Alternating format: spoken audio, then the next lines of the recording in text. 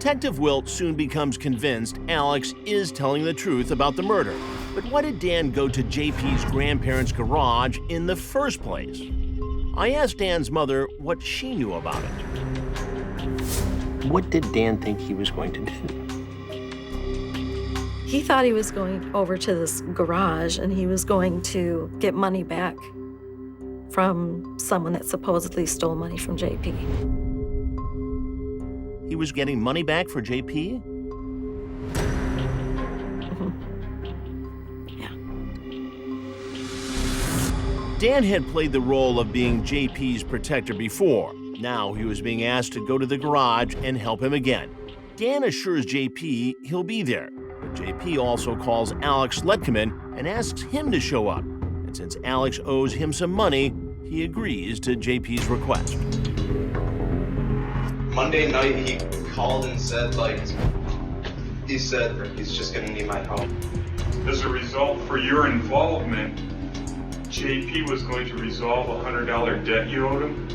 Yeah, I owed him $100, and so,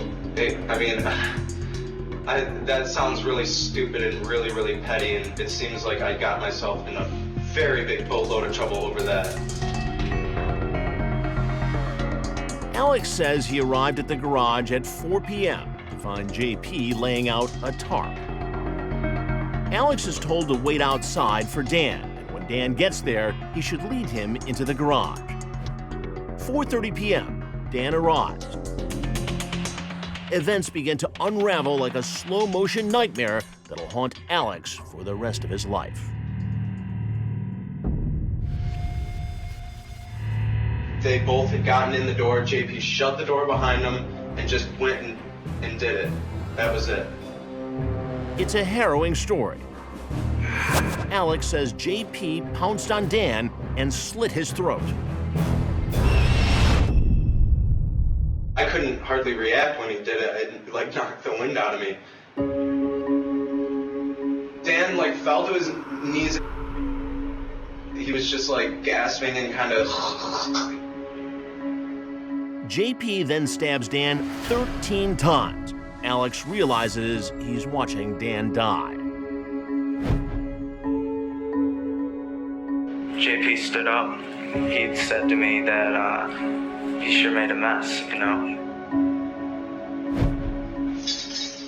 I don't know why he had it out for that guy so bad. Nonetheless, Alex helps JP in the aftermath of the killing, afraid for his own life. They didn't want anybody to identify this body.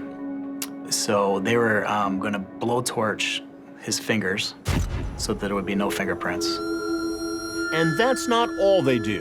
JP picks up a saw and decapitates Dan. He then puts Dan's severed head in a plastic bin. Poured Drano inside of that bin, hoping that that would disintegrate the head. JP then wrapped the body in a tarp, tied it with rope, and then asked Alex to come load the body into his pickup truck. JP takes the wheel and they drive off, eventually dumping Dan's body near some houses under construction. Once they get the body out of the vehicle, then they pour some gasoline on it and light it on fire.